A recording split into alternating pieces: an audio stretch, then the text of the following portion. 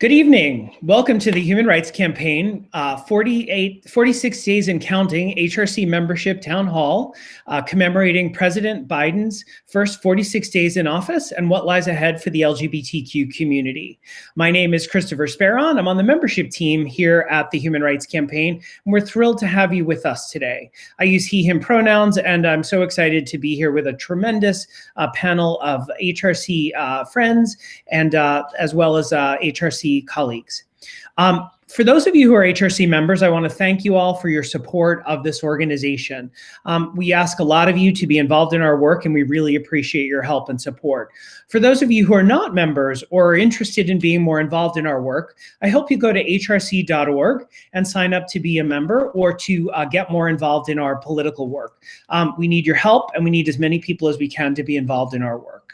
We have a great program tonight. We're really thrilled to welcome a terrific panel. And before we get started, we're going to show a video that was created by our incredible communications and marketing team. After this video, which commemorates the first 46 days, we will hear from HRC President Alfonso David. For those of you who know Alfonso, he's a civil rights lawyer. He's the first Black person to run the Human Rights Campaign, and he's a terrific leader helping us move the charge forward to advance equality all across the country.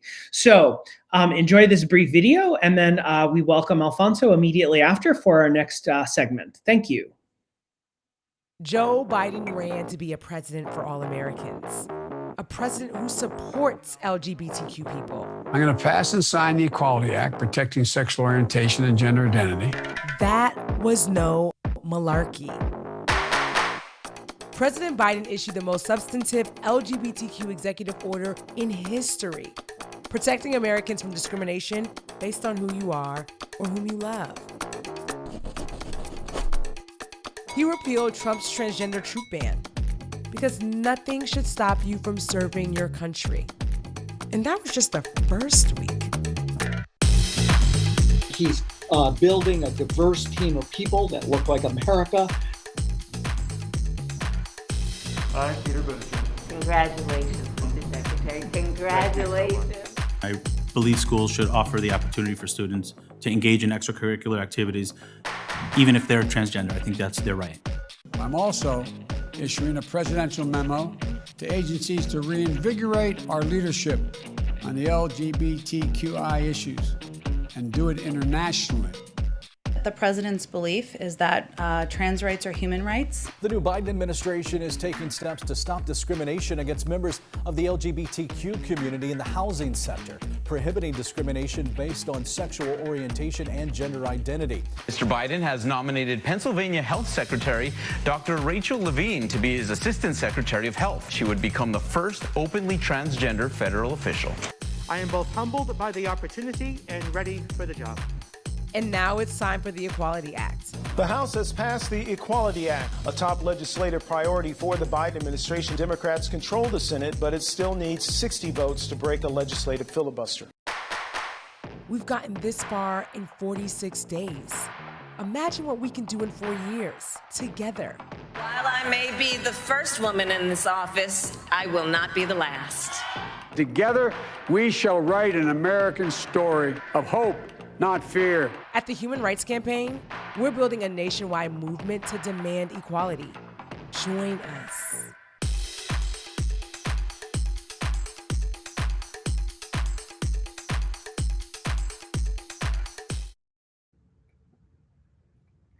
Good evening, everyone. Thank you so much for joining us tonight. Before I begin, I would like to thank our special guests.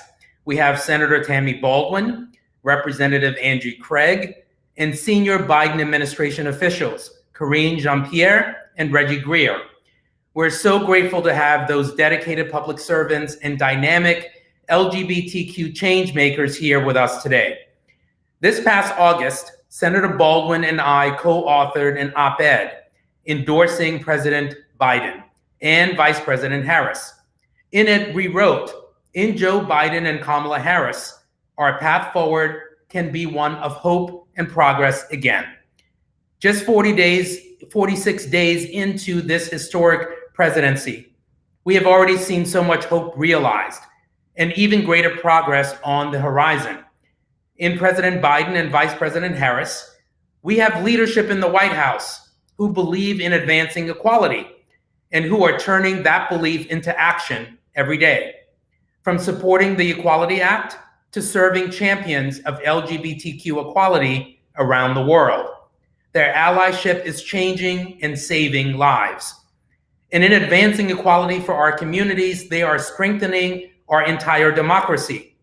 Just yesterday, on the anniversary of Bloody Sunday, President Biden signed an executive order to expand access to the ballot box and urged swift passage of the John Lewis Voting Rights Advancement Act.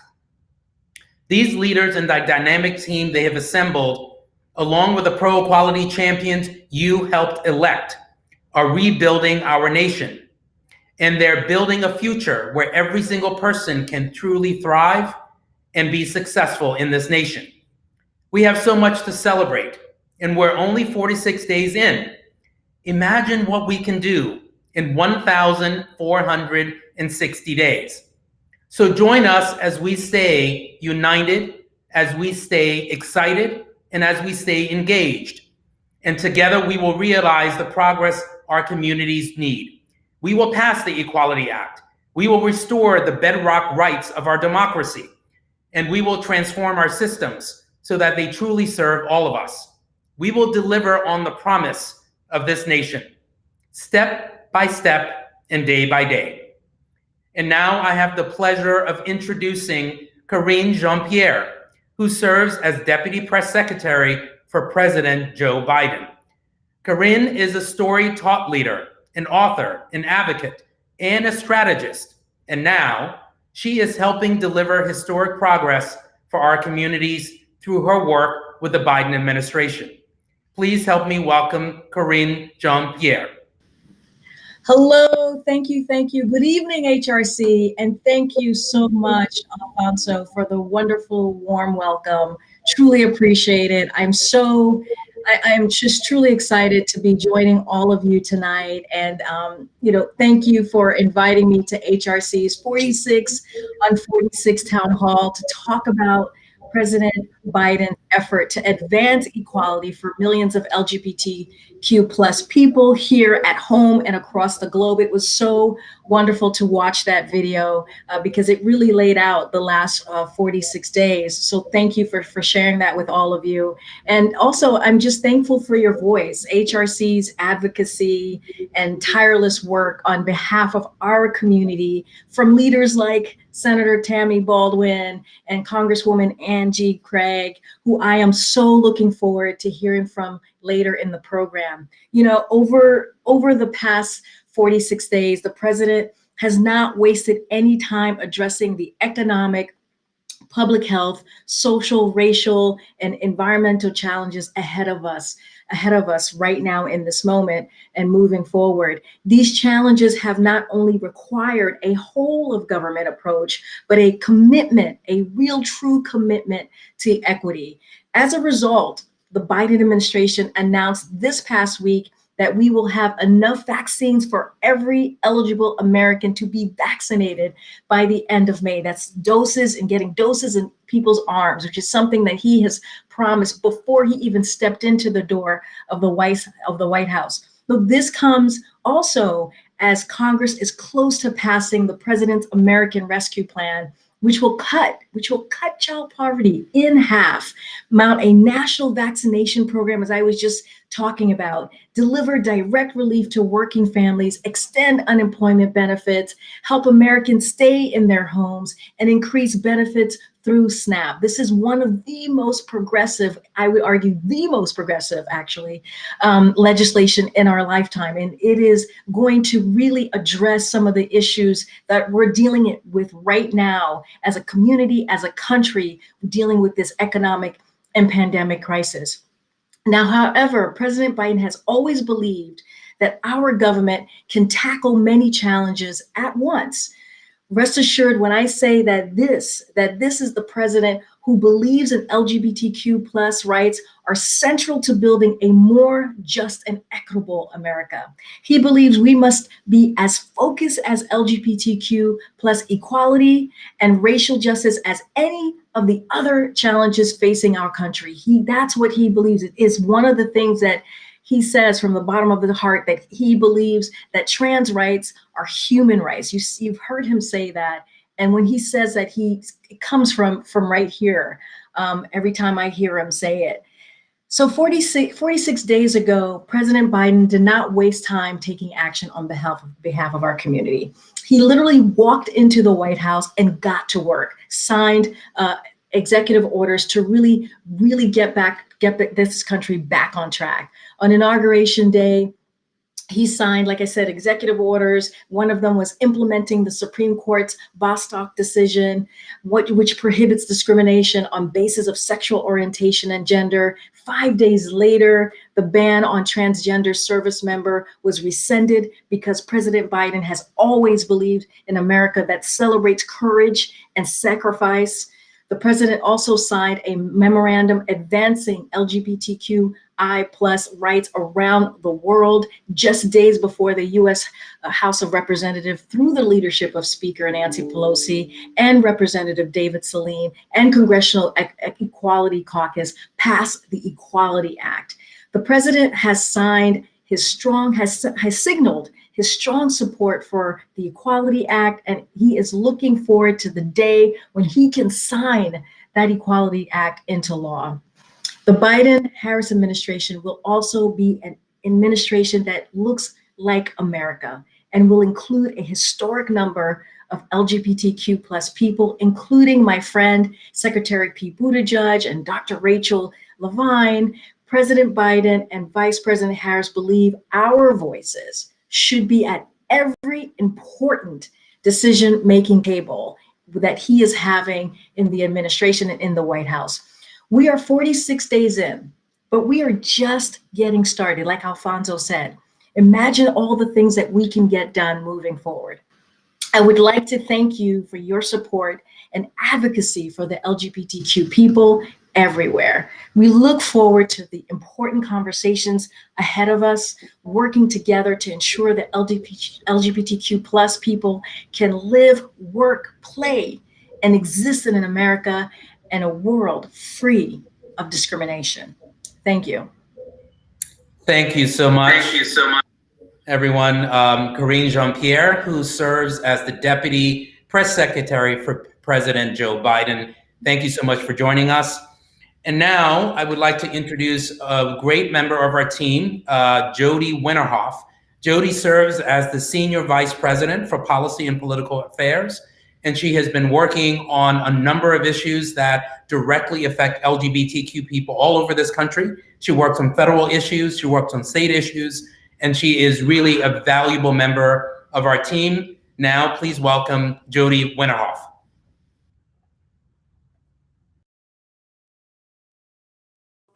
I appreciate it so much. I just want to say a couple things tonight, and then I'm going to turn it to Chris Speron. We have an additional special guest tonight, and then we want to get some questions in too. But, you know, as Alfonso said, here we are, 46 days plus a couple now, celebrating the accomplishments thus far. And as we unfold the call tonight, we certainly want to hear from Senator Tammy Baldwin and Congresswoman Angie Craig. So, you know, I want to get to them quickly, but for those of you who can only join us here at the beginning, I just want to share this idea with you. We have gotten this far, and we should celebrate the gains that have been made, that you saw in the video, that you heard from Karine, that you heard from Alfonso. And I'm the person who reminds you that we have more work to do. That doorbell says we have more work to do.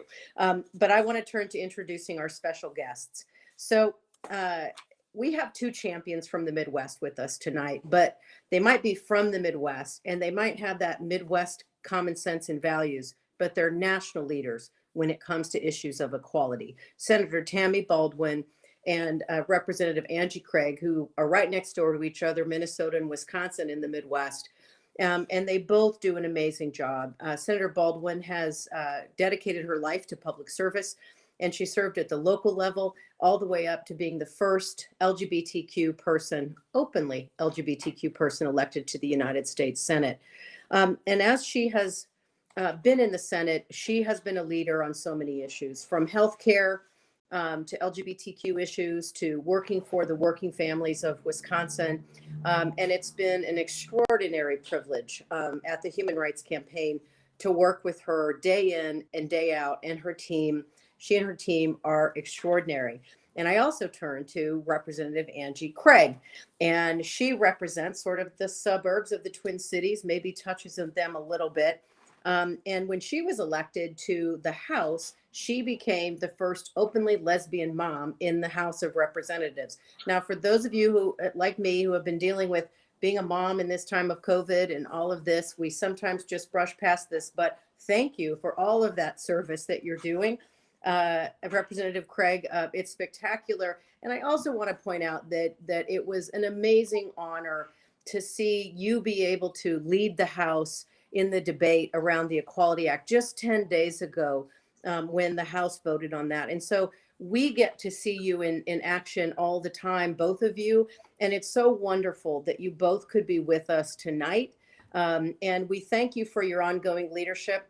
And, because I'm an organizer at heart, we're going to keep needing you on this Equality Act, plus a lot of the other issues that we're going to be working on with the Biden-Harris White House. And so thanks for being with us tonight. And I'd like to turn it to each of you. And I would also like to welcome Chris and Alfonso back, because we are going to get to some questions. So I want to welcome them back. But thanks for being with us, and thanks for all you do. And I'm going to turn it over to you first, Senator Baldwin. I kind of want to call you Tammy, but Senator Baldwin. Okay. And you first for some remarks, and same with you, Representative Craig, Angie. And you all kick it off, and then we'll get to some questions. Thanks so much for being with us tonight. Thank you so much, Jody, for your leadership. It is an honor to join you, and I am thrilled to be on a panel with Alfonso David and Representative Craig, hosted by Chris Sperrin. So I want to recognize that this program is celebrating something. But I warned when I was backstage that I also had, there's good news and there's bad news. So we're celebrating 46 and 46, the many, many achievements that already so early in this administration, Joe Biden and Vice President Kamala Harris have pushed through, whether by executive order, presidential memorandum, guidance to the departments, action plans, task forces. They are really delivering for our community, and it's because they fundamentally believe in the equality of all humankind, and particularly understand the importance of legal and fairness and justice for members of the LGBTQI community. That said, I'm going to keep on upbeat for a few more seconds. Last week, it was a thrill to join many of my colleagues in the House and Senate on the day that the House passed the Equality Act. And on the same day, we introduced our identical version of the bill into the United States Senate. But what I want to reflect on is that I am seeing unprecedented pushback, that clearly there is organizing going on the other side. And while it's risky to do on video teleconference, I have visual aids. So I get a daily email from my staff called The Pulse. And all it is sort of who's calling, how many are we getting, and what are they talking about? And so on the day the Equality Act passed the House, I'm going to show you, this was my Pulse. That first red bar, I try to get it square here. That first red bar is people calling in opposition to the Equality Act. And you can see that there's no, wrong side, there's no real blue bar beside it, which means nobody called my office in support of it. Okay, so the day after, here's the chart the day after. I don't know if you can see the details, but you get the point, right? Then that was a Friday. Then there's the weekend. And on Monday, we get all the reports of all the calls over the weekend. The number's 470 calls against the Equality Act and 2 in favor. All right, we are a sophisticated community. We are a sophisticated organization, and we have to recognize the organizing at the extremes that's happening on the other side, and the talking points that they are giving their ignorant politicians who are using them in debate and in confirmation hearings and all sorts of things. We've got to fight back. We have so much opportunity to move forward beyond what we've seen before. We're all thrilled about the Bostock decision last summer, but that still leaves gaping holes in terms of our equality, and the Equality Act is what will make sure that we all have access to fairness, justice, and equality. So anyways, I'm here to provide practical advice too in our conversation, but I wanted to start with that warning. There's something going on the other side, and we are definitely in their sights right now.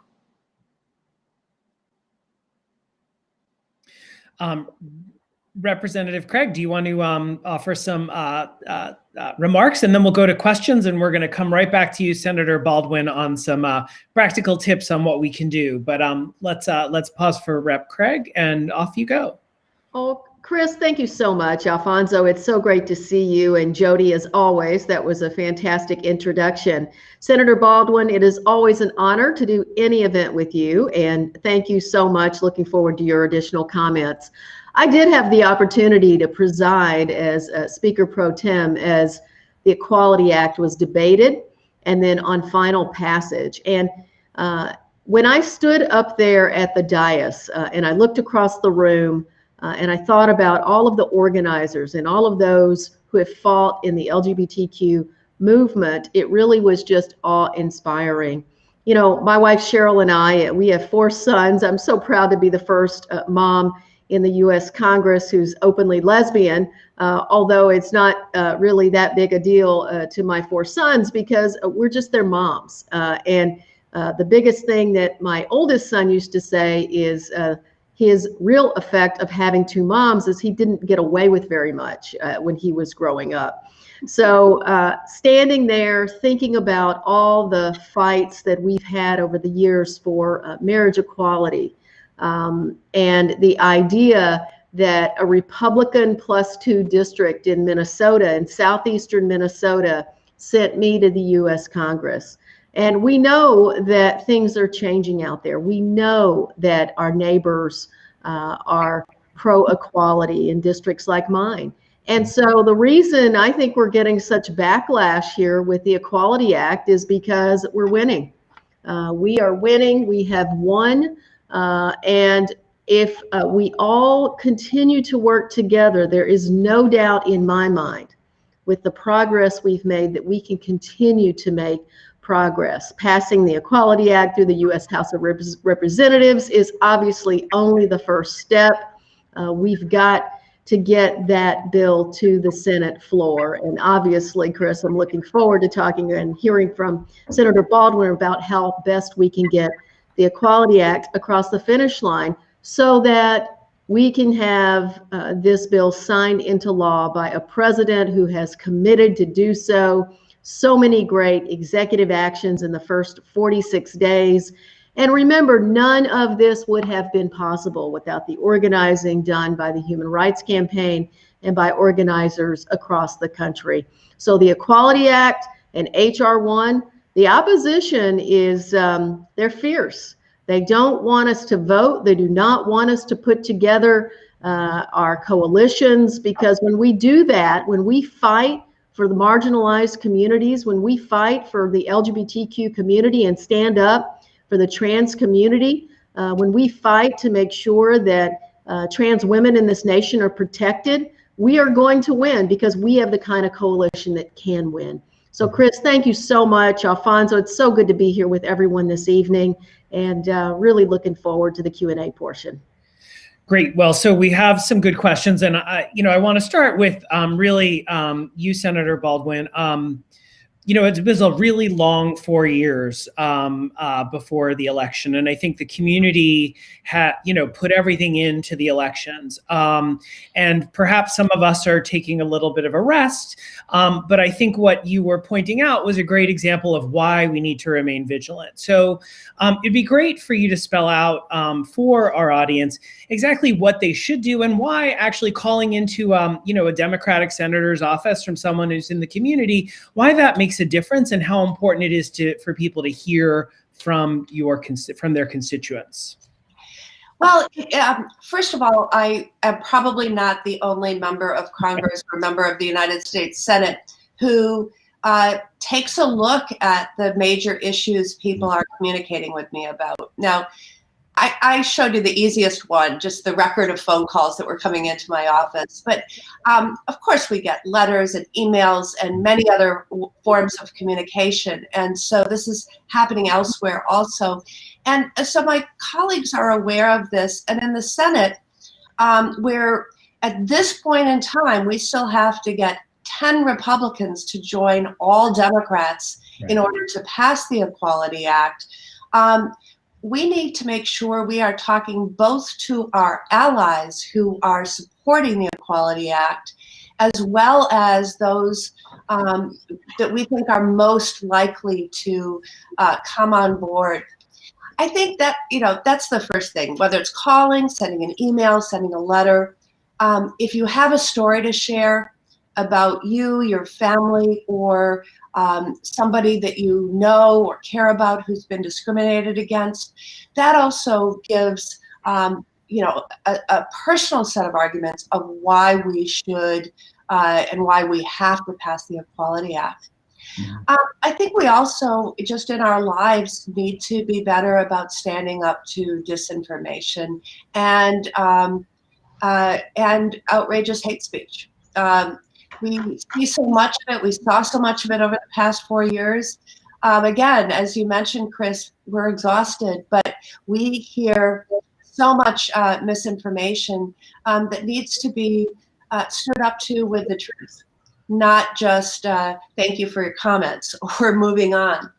And this is something that has to happen at the grassroots level, not only engaging our political representatives, but also engaging our families and friends and others who may be ill-informed and need to be engaged in this discussion. Again, bolstering our allies so they don't think that they're out there with nobody who has their back, and then making sure that all of our Republican counterparts, especially in the Senate, where some of their votes are needed under today's rules in order to pass this measure. I've always believed, and it's sort of at the core of the early stages of our movement, that our voices and our visibility make all the difference. There's a reason Harvey Milk exhorted everyone to come out wherever you are. There is a reason why public opinion has moved so much over the last few decades, because we have been more visible. And we have to stand also side by side with our trans brothers and sisters in sharing our advocacy and sharing stories, because there's way too much discrimination that is real for folks. So, very simple things you can do, and we have to do. Well, you heard it from the senator. We need you, all of you out there, to get involved. No one's going to hand us our civil rights. We have to help. And there can be no better endorsement than what Senator Baldwin just shared in terms of the importance of your visibility out there all across the country to reach out and to communicate with your elected officials. It's a great warning reminding us all that the opposition is very well organized. So Representative Craig, I have a great question for you. There's a record number of LGBTQ people in Congress. Congratulations again. And President Biden has nominated the first openly gay Senate confirmed cabinet member, the first openly trans person to be Senate confirmed. What does this level of representation mean for the LGBTQ community? Well, it is so important, Chris, that when young LGBTQ folks look up, that they see themselves in leadership at all levels, not just in the United States Congress. And of course, I'm proud to be the first openly LGBTQ member from Minnesota, the first lesbian mother to ever be in the U.S. House. But you saw what representation looked like last week with the Equality Act 2 weeks ago. Because yes, it's members of Congress who are LGBTQ, but it's also parents who are in Congress who have trans kids. It's also members of Congress who have two moms. It's recognizing that we have an opportunity as members of Congress to stand up, to be visible, and to fight across all marginalized communities. And so, I always say, I represent a southeastern Minnesotan, fairly rural, somewhat suburban district. I ran for Congress because I thought it could help lower the cost of health care and fix the damn roads. But I realized just how important it is for young LGBTQ folks to see me in Congress, especially in a district like mine. Exactly. I mean, we're everywhere, and your election is a great reminder of just how important it is to be visible. Thank you. So this next question is for Alfonso. As a civil rights lawyer, with the Bostock decision, which was a landmark civil rights case for the Supreme Court, and the president's wide-ranging civil rights executive order, why do we still need the Equality Act? We need the Equality Act for many reasons, but I'll just highlight a few. One, in 29 states in this country, we don't have comprehensive legal protections for LGBTQ people. Two, there are many areas where federal law does not provide protections to us now. So the Bostock decision effectively said, if federal law exists and that federal law prohibits discrimination on the basis of sex, that federal law should also be interpreted to prohibit discrimination on the basis of sexual orientation and gender identity. But there are instances where there is no federal law. So if I were to walk into a retail store to purchase a new pair of jeans, I could face discrimination as an LGBTQ person, and I would have no protections under federal law. I could get into an Uber or into a Lyft or into any transportation hub and face discrimination as an LGBTQ person, and I would have no protections under federal law. I could try to serve on a jury and be discriminated as an LGBTQ person. I would have no protections under federal law. So what the Equality Act effectively does is says LGBTQ people should be afforded the same protections as everyone else in major facets of our lives. And that's why we need the Equality Act. And one final point, our civil rights should not be dependent on an executive order. We want our rights enshrined in statute to make sure that generations that are yet to come are protected under law. That's why we need the Equality Act. Those are just three reasons. There are many others, but we need the Equality Act to make sure that LGBTQ people are adequately protected in all facets of life. Well, what I love about the work that we're doing right now is really elevating the importance of it. And I think for so many people around the country, they're not even aware of, the lack of protection. So everything we're doing to really amplify is vitally important. But this is such a tremendous time for us to really work hard to advance it. So the next question is for our two elected officials. we've seen a huge increase in state legislation attacking trans kids. And Republicans even offered an amendment during the COVID package going after trans kids. And actually, while that was happening, HRC launched a hashtag Let Kids Play to really mobilize people around it. And we're still continuing to do that. So if you want to post or get involved, go to hashtag Let Kids Play to be involved in the discussion. But why do you think trans kids are being targeted, and why do you think the Republicans are bringing up this topic now? And what are they hoping to accomplish with it? Well, I think that there's several factors at play. Our community has been used as a wedge for political organizing before. Mm-hmm. It's very cynical. But I do remember, since I'm old enough to remember these things like they were yesterday, in 2004 when gay marriage was, in our community, were sort of the wedge issue of that presidential cycle, and probably led in part to President George W. Bush's reelection because there were so many statewide constitutional amendments banning marriage that brought out a particular voting constituency. And I wouldn't be at all surprised if that cynical approach is being contemplated as we head into the midterms.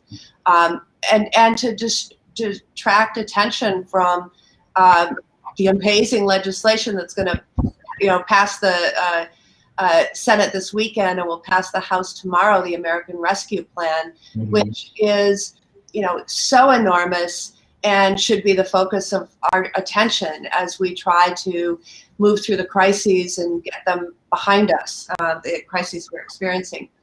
But secondly, if you hear, and I've been in the room certainly during that odious attempt to amend the COVID bill this weekend, but also in two hearings, in confirmation hearings in committees that I sit on, where just outrageous anti-transgender rhetoric was being used, but the word transgender isn't coming up. What has been said is this is an assault to Title IX and women in sports. They're saying, just outrageous things that don't acknowledge that we're talking about children and human beings who deserve an equal opportunity to enjoy all of the things our educational system has to offer to children. So we got to call them on it. Mm-hmm. We got to call them on the fact that, no, they're talking about young people who live in every state and every congressional district, and we have to, for those children who are vulnerable, we have to be their voices and their visibility. And I say that we as elected officials, but also we as community activists. Mm-hmm. That's great. Representative Craig? Chris, I will just add, and then I will apologize to the audience. I do have to go vote here this evening at the House, but again, it's just another wedge issue. They said the same thing about marriage equality. It would destroy marriage in this country. They said the same thing about LGBTQ teachers. It's that fear, hate-based rhetoric that creates division in our country. And the really sad part is that they have chosen to attack trans youth in particular.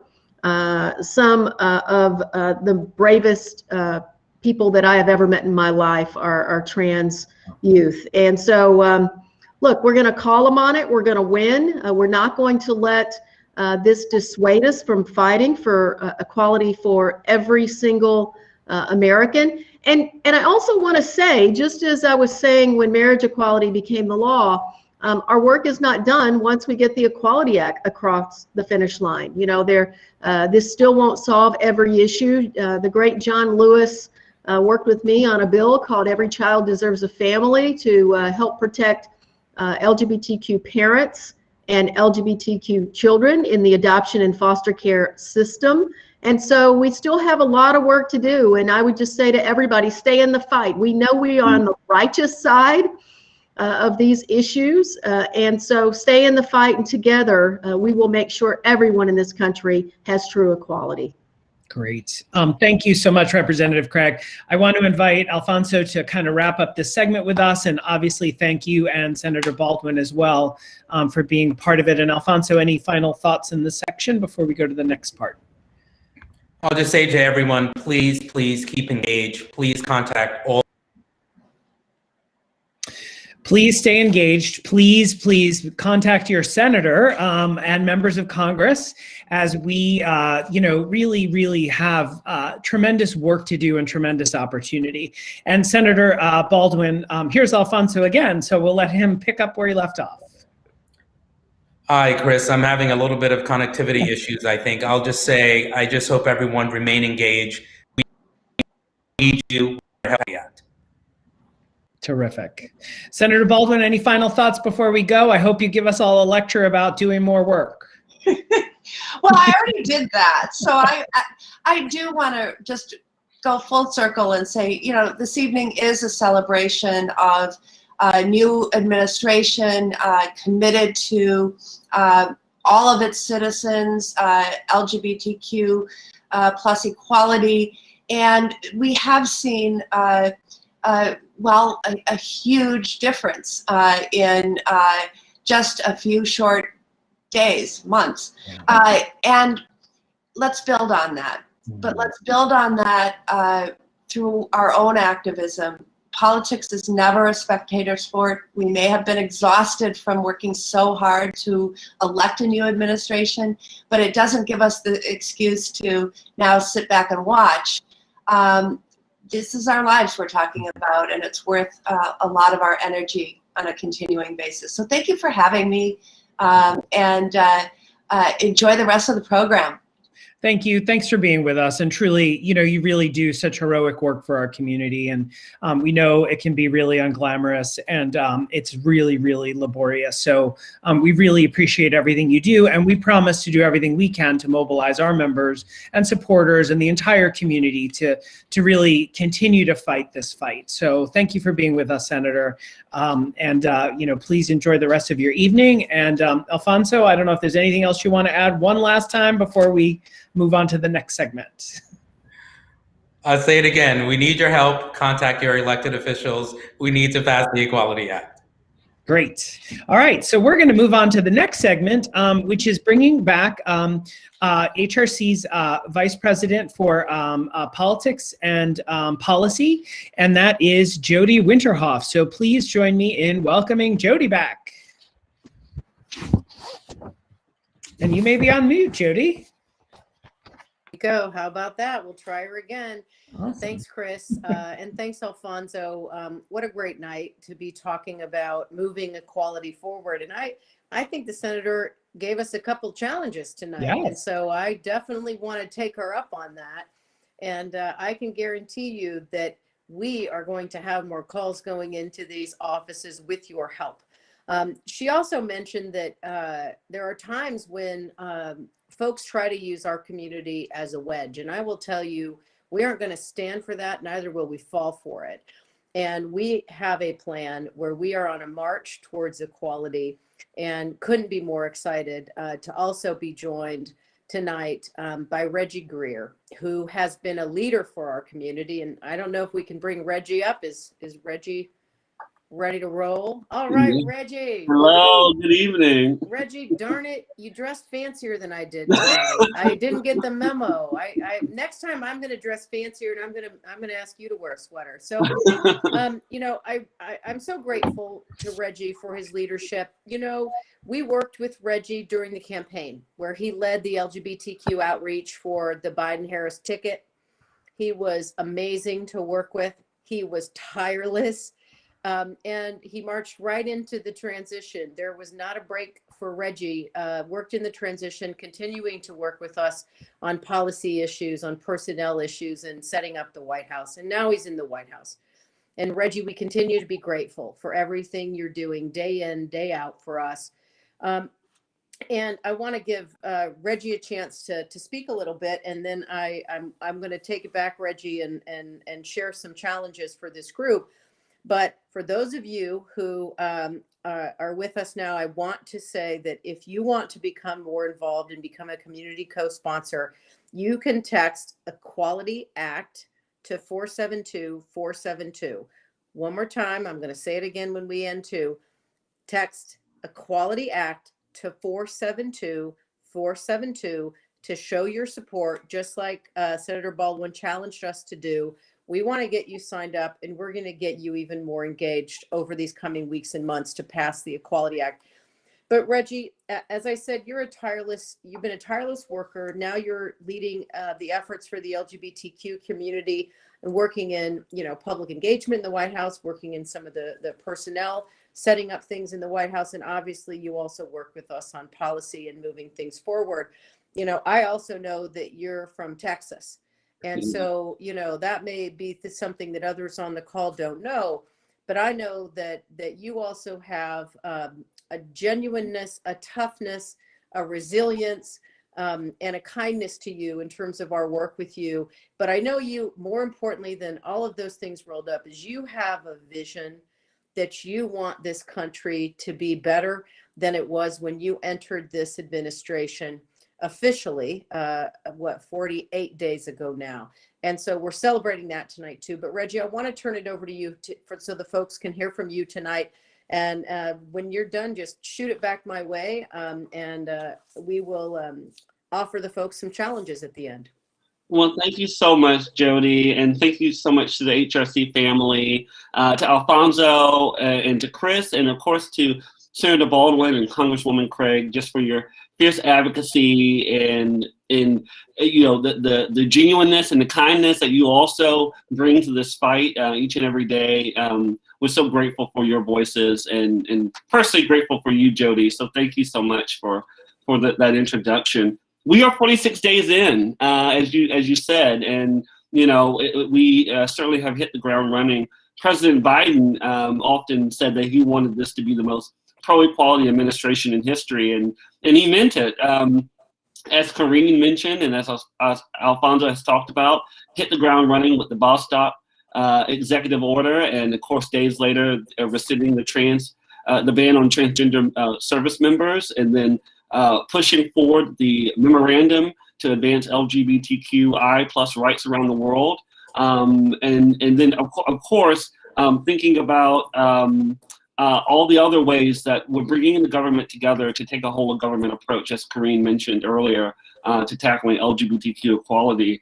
But it's something that you just mentioned a moment ago, Jody, is that LGBTQ plus people are resilient. And on this International Women's Day, Happy International Women's Day, I'm thinking about all the LGBTQ plus women leaders, including trans women of color whose shoulders we stand on. And I know that this moment still may be trying for so many of us out there, but I am convinced that because of their example and their courage and their sacrifice, their leadership, that we're not only going to build upon the progress that we just started on in the Biden-Harris administration, but we're going to see levels of equality in our country that we can't imagine today at this hour. And I just wanted to talk a little bit. You sort of mentioned some of the ways in which, inside the White House, so many people are rolling up their sleeves to get to work on LGBTQ plus equality. We are working alongside you and the HRC family and advocates to really meet the intersections of our community and meet with people who are talking about all the issues that impact us, and not just thinking about our issues in a silo, but thinking about our community holistically, because we know LGBTQ plus people are everywhere. That means there are economic and health and racial and environmental questions that our community is bringing to this White House, and they have a president and a vice president and colleagues of mine who are ready to listen. And so I'll just end by saying that our stories are so very important right now in this moment, that we continue to share them, all the ways in which HRC it asks you to share your story. Please do so. Share it, because that your story is the most powerful example that we have to pushing equality forward. And again, I just want to thank you all for everything you're doing to ensure that all LGBTQ plus people can exist and can play and can live free from discrimination and as themselves. So thank you and good night. Thank you, Reggie, and thanks for joining us. Thanks for all you do. So here's where we are. 10 days ago, the House of Representatives passed the Equality Act. And now it's moving to the Senate, where, as you heard Senator Baldwin say, it was introduced right about the same time as it was passing in the House. And as you can hear Reggie's commitment, the White House is going to continue to work with the Hill to work on the Equality Act and many other issues to turn back many of the things this last administration did to our community. And so we have a good partner to work with in the White House, and Reggie, we're very grateful. And as we think about the things ahead, you know, one of the most important parts, once again, is to join us. We have other resources. Some of you may not be the texting type, so you can go to our website. We have a whole hub on the Equality Act, so you can read up on it. You can see who's supporting the Equality Act. You can find, and from there also send letters and connect with your senators. And how you get to it is you just go to HRC's website, which is hrc.org/Equality Act, and you land right on the page that has all of this great information and background on the bill. But wouldn't it be amazing to think that we can codify into law protections for education and housing and credit, and even like things like jury service and existing in public spaces. And so, as Reggie said, you know, where we live, where we work, where we play, just living our day-to-day lives, living our American dream. And so as we think about the path we're on, it's extraordinary, and it's also so possible. And that's the other thing I want to leave you with tonight. 2/3 of the country plus supports the Equality Act being passed. And when you ask them if our community should have protections, it rises to approximately 80%. And so many people in this country, 4 of 5 people in this country believe we should have protections. And that's the path we're on. Now we just have to convince a few more folks to vote for it. And that's our job to do. So go to the hub, hrc.org/Equality Act, or text to be a co-sponsor Equality Act to 472-472. Those are 2 of the ways, and there are more, but those are 2 of the ways you can quickly link to us or get more information about the Equality Act. And with your help, the Equality Act can become law.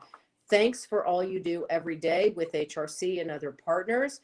And as we close out tonight, I am going to turn it back to my colleague, Chris, and I'm going to thank Reggie one more time. Thanks, Reggie. And Chris, take us away. Yeah, Reggie, thank you so much. Jody, thank you so much. I want to thank Senator Baldwin, as well as Representative Craig for being with us, as well as Karine Jean-Pierre, White House Deputy Press Secretary. We're so— Chris, you're on mute, or you're muted. Okay. I am, but can you hear me? I hope you can hear me.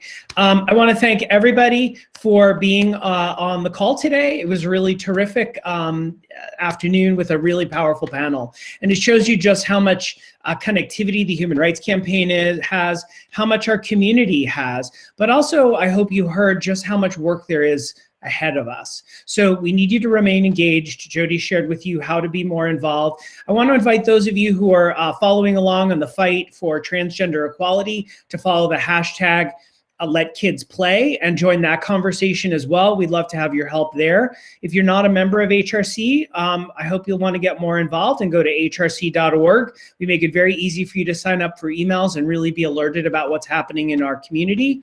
And just as we close out, we want to thank you for everything you do to advance equality, being visible, speaking out, being involved. Every one of you who has the time and the ability to do that, you're speaking for hundreds of other people who are not quite ready in their own lives to be as out and visible as you are. So please take that step, invite a friend, invite your family, invite your colleagues, do more, sign up, follow the text chain below where you can be on our text list. And please help us pass the Equality Act. Contact your members of Congress now. And thank you. We'll do these calls again very soon, and we look forward to seeing you in the near future. Thank you. Good night.